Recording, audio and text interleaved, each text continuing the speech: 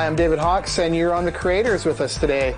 And I'm really excited, and I'm not dressing this up. I'm really excited because I have Bill Leeb here with me today. How are you? Fine, thank you. It's great that you're with me today. This is great. We're going to talk music and Bill Leeb. And yeah, and we're at the Armory in Vancouver. Amazing studio, which you've worked in many times, right? Yes, this place has ghosts of fame and greatness from everyone from Metallica to Frontline Assembly to you name it. Everybody. Yeah, everybody's.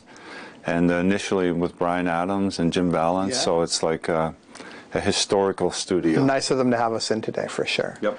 So you, Bill, you were in Skinny Puppy. You were also a member of Frontline Assembly still and Delerium. You've also had spin-offs of Intermix, Cyberactive, Noise Unit, ProTech. You've got 568 credits on discography. That's like, if you sold one record of all of those, you'd be selling more than some indie bands do. But you have 568 credits on discography. You've got an amazing body of work. Well, I think when me and Mr. Reese Fulber started doing music, we came up with a caption that was basically like, we never want to have a real job. So we're just gonna do music and whichever way, and there was no preset plan of any kind as to how and what we were going to achieve, and we just started making noise, and one thing led to another, and I don't know, but somehow we just got there, and you know, 25, 30 years later, I've never had to apply for a job. I think I applied for a job once to work in a hot dog vending thing at Expo, and the guy said, "You're too old." That was 25 years ago, and I said, wow, I better keep making music. I just did it for a joke, just to see if I could get a job. Sure. That's the best thing that ever happened. You didn't get the job. Like, best thing for all of us. It was kind of a reality check, but it was kind of fun to do that. So it's like, yeah, it's been a crazy, wild, and perilous journey. And all I can say to anybody out there, if there's anything you really want to do, give it a shot, because like, if I think now, like, you know, before that I did have employment, and I think to this day, if I didn't quit that and just give this a chance, I would have missed out on it's be hard to fathom what I missed out, what I've experienced in the last 30 years. So it's like, if you got a dream, go for it, and worst case scenario, you know, it doesn't get to where you want it to, but at the same time, you got to give it the chance, you know. Absolutely. That's what I say. You know, be a dreamer. If you really want something bad enough, you know, like, there's always ways. You know, you might not get what you think you want, but you'll find a way in how you can be involved and somehow still be part of it, and that might just be enough, you know. Right. Well, we're going to start really early. You were born in Vienna, and then at 14 you moved to Kitimat, BC with your parents. Is this correct? Well, from Vienna, 14 and a half, and we moved to Vancouver. Right. And we were here for about 6 months. And then my stepfather got a job at being a metal analyst up in Kitimat. So we went from basically Vienna to like Hicktown, Kitimat, 20,000 from the heart and, you know, center of civilization of Europe, to like a small town. A small town, and that was a culture shock. And having to learn English and course, all that, it was a big change for a young guy. And then next thing you know, I moved to Vancouver at 21. So in the early days, because Vancouver's known for like rock and roll, you know, you have the DOAs, the Troopers, the Bryan Adams and all that, and then you have the punk with the DOAs and the Young Canadians and all that. But Vancouver is also like an industrial music mecca, really. Chicago and Vancouver, I would say, are very, very lauded for our industrial music. When you were younger, did you have some inspiration that sort of made you want to be one of these? Well, basically, you ushered in industrial music into Vancouver with only just a few others. Were there other bands that sort of made float your boat? Well, you know, I was always into like live music. You know, when I first moved here, there was the Body Shop, there was Black Bart's, and you know, used to go see bands like Trooper and Loverboy, you know, when they were still cutting their teeth, you know, they'd come on, they would do 3 sets, and I just used to love watching live bands, and I think that just the love of that and the love of music literally led from one thing to another, you know. And I always thought when I was watching these guys, you know, because back then, you know, it was all about guitars, bass, and drums, and I thought, you need to really love it, you need a lot of talent, you know, and be really diligent, and, you know, these guys were playing 3 sets one night, and I thought, you know, maybe that's not my way into music, and it was already sort of a set style formula, so that you know, I just kept my ears and eyes open to the ground until but then when the whole new wave thing started, that's when I really got, you know, first time I heard the Cars. Yeah, of course. And that's kind of, and you know, early Kraftwerk, obviously, the whole krautrock thing. But you know, that whole new wave era, that's when I really kind of got intrigued. Was the drum machine something that gravitated to you from the new wave movement? Well, you know, and then the first album that I bought that was sort of off the rock thing was The Clash, Give 'Em Enough Rope and Then Hang Themselves, and that and the Sex Pistols and Kevin Crompton, you know, like he had the first Sex Pistol tape in Vancouver as far as I was concerned, and once we heard that, you know, we were excited, you know, we were like, this, you know, the fashion, the music. I think Kevin even was like in a punk garage band in Vancouver, and you know, I really got into DOA, and I think that, you know, and out of DOA, you know, came, you know, Wire and Joy Division. I guess we went from,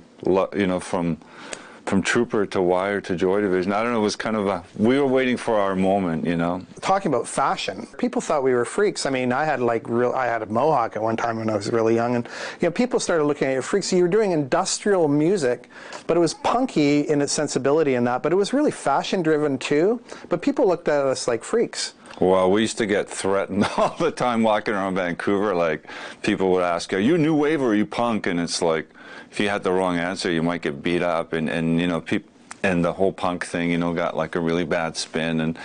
And I just think it's funny because now I just see every third person with you know, shaved sides, guys with tattoos, beards, you know, like, it's just so normal now. And back then, it was life-threatening, so I guess we've come full circle with all of that. So I think that's kind of interesting to see how it all kind of evolved. Yeah. So one thing about Vancouver I find, and I'm going to tell a quick little story. I was in Munich in an airport transferring through on the way to Berlin a few years ago, and I told you about this, but I opened up a music magazine, and there's Bill Leeb looking at me from the magazine, 4-page spread. A lot of people tend to leave Vancouver, and they go away and they be famous, and they have a big career. You decided to stay and live in Vancouver.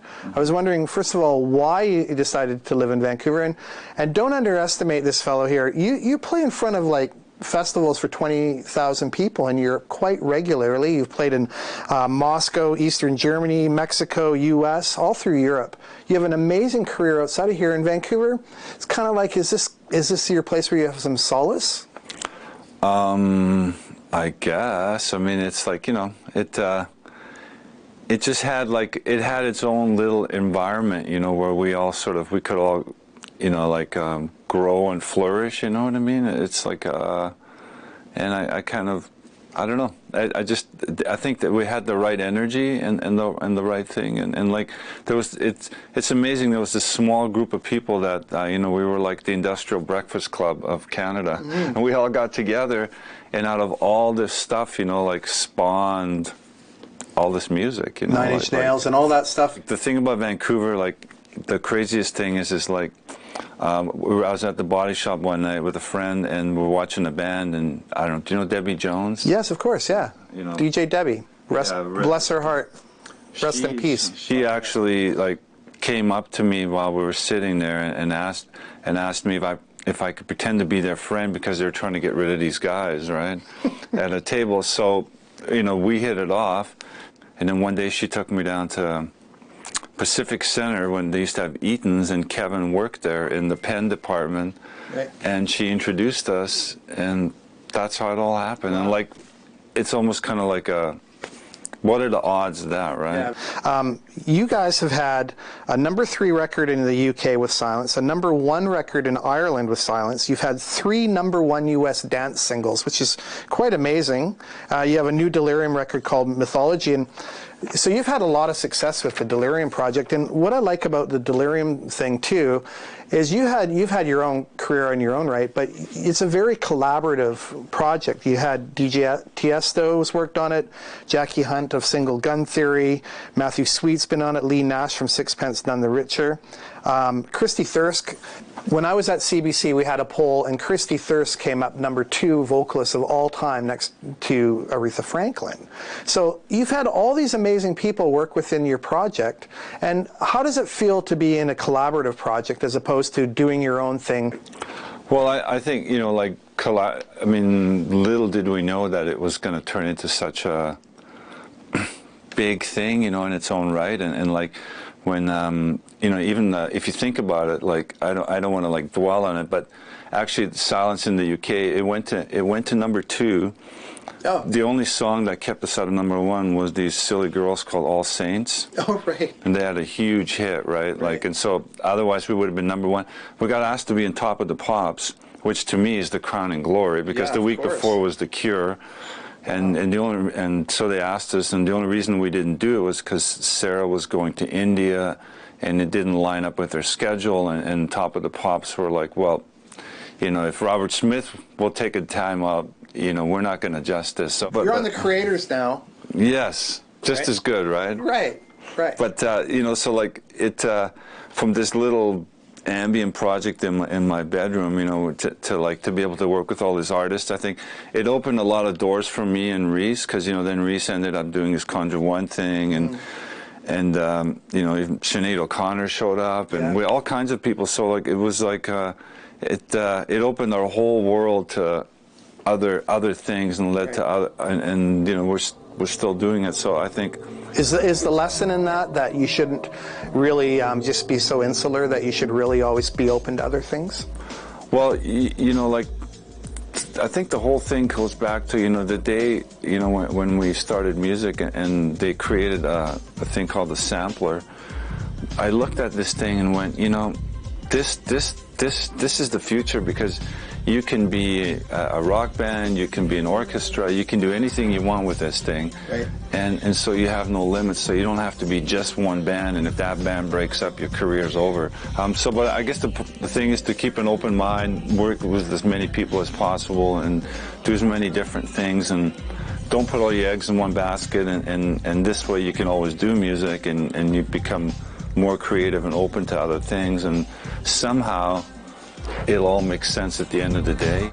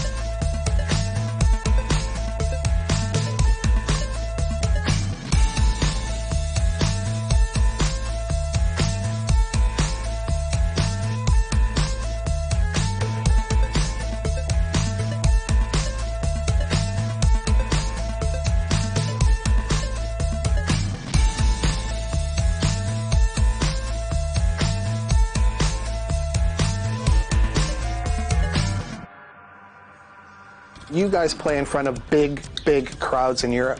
Why Europe? Why do you think they love you so much? Is it just their history with industrial music? Well, yeah. Plus, they they're set up for that. You know, like in Europe, you know, you have so many countries, but they're all so close together, and each country has its own identity and its own music scene. But you know, each one will have 3 or 4 or 5 or 6 big festivals, and a lot of them are kind of related to electronic music. The goth scene is really huge over there, right? It's like a culture, right? When you go to Mera Luna and you see 20,000 people and everybody's wearing black, and these aren't just people dressed up for the weekend. You know, this is a lifestyle, and they like that kind of music, and they're not influenced by, you know, the Kardashians or Justin Bieber. They've never heard of these people. They don't care. They're still living with The Cure and all this stuff, and that's great, you know. So it's like, so you go over there and you just kind of really respect it, because people love Frontline, they love Puppy, and you know, like, and so this is what they grew up with, and this is what they listen to.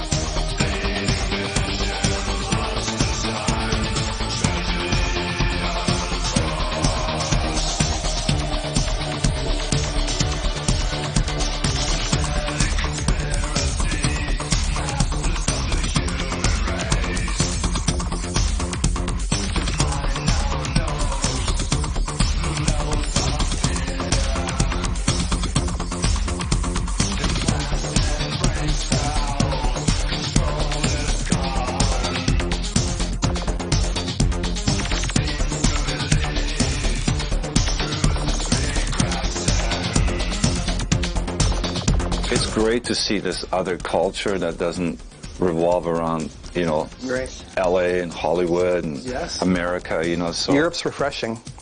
Yeah, like, you know, bands like Sisters of Mercy are still selling out every place they play there, and then of course, you know, look at a band like Rammstein, you know, who are really big, amazing, you know, who do 40 to 50,000.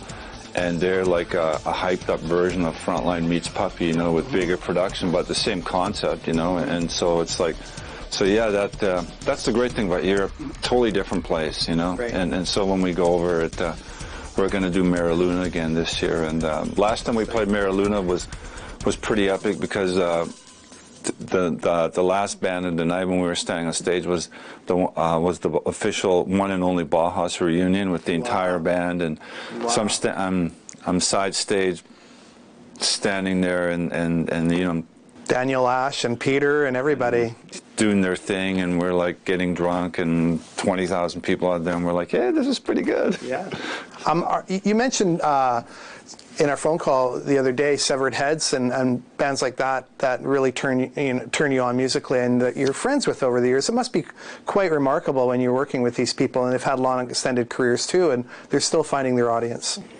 Yeah, you know, I mean, Tom, like, he gives me credit for being the first person to acknowledge him from North America, and we brought him over to Network, and me and Kenny picked him up at the airport, you know, and I think Tom's like 5'4", and me and Kevin, you know, Kevin's like 6'5", and we had this big black hair, and I think at first when he saw us standing waiting for him, he was looking at like, you know, who are these weird guys, you know, but... I have to ask you, Bill, going back, this is for the Puppy fans, okay? Mm-hmm. Back in the day with Skinny Puppy, do you have some memories about it, like being a time when you felt you were really breaking through? Like, what was it like to be in Skinny Puppy at the time when everything was so controlled, but you guys came out of nowhere, man? Well, I just remember like me and Kevin, like the first time, the very first Puppy review we ever read, and we bought the NME, and we were on Granville Street, and we just released Remission, and like Dave Henderson, who had a thing called the Wild Planet Bands, and it just said Skinny Puppy. It says, from the land of Gordon Lightfoot and Anne Murray storms these dark-clad guys. Who the hell do these guys think they are with this, you know, like, and we were just like, awesome. We thought, we're there. Yeah, this is like New Music Express, like, amazing. You know, this is like, you know, from the band of the Clash and the Pistols and all that stuff I mentioned. All of a sudden they noticed us, and then, you know, the funny thing is, like, even on the very first tour, which was, we bought like a 3/4 panel van in North Vancouver.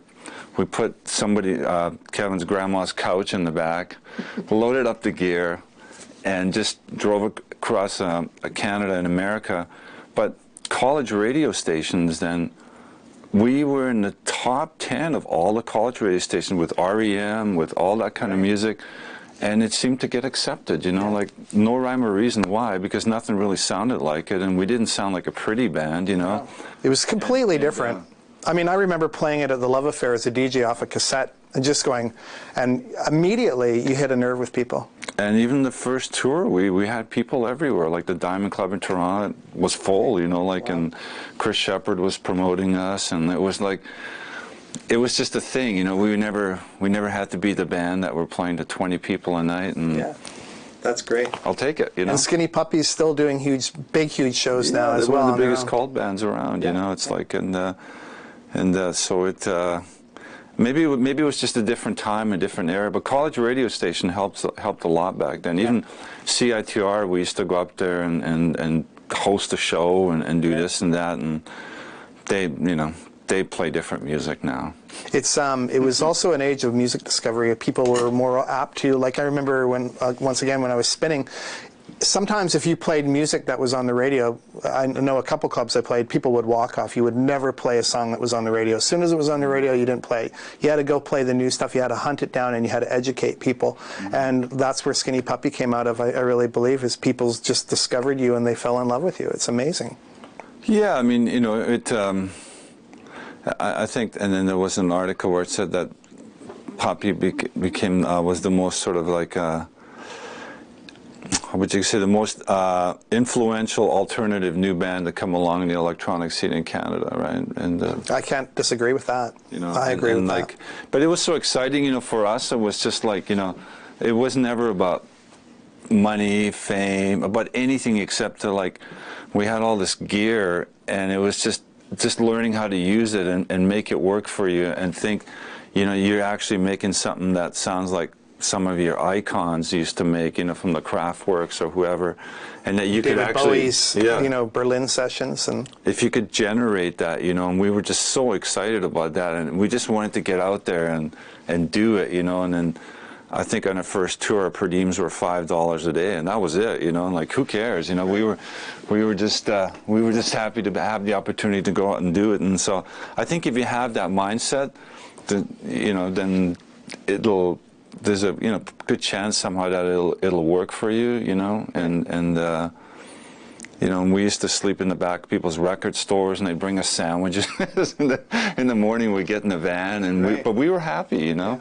I find like in some ways we're more happy then than when you start accumulating things, you know. Right, of course. It's like freedom. I think it's a false conception that, you know, the more you acquire, the more happy you are.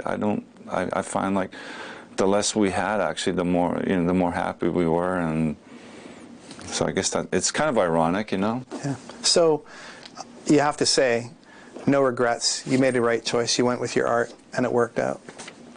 Yeah, I think it was just strictly for the love of music, you know, like, and you know, obviously you need good fortune, good luck, you know, you need to, you know, there's all kinds of elements that have to come to play, but at the end of the day, it's really all about the music, right? And I agree.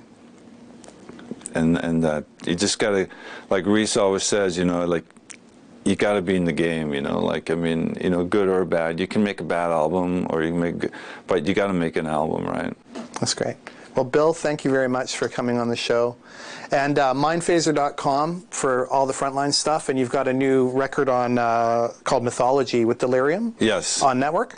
Actually, this one's on Metropolis, first one, yeah. Okay. No worries. And so, and you're going to do some tours this summer, so I just want to say thanks again for dropping by in the Armory Studios with us today. It means a lot to have you know, share your story here, just a little bit of it, so thank you.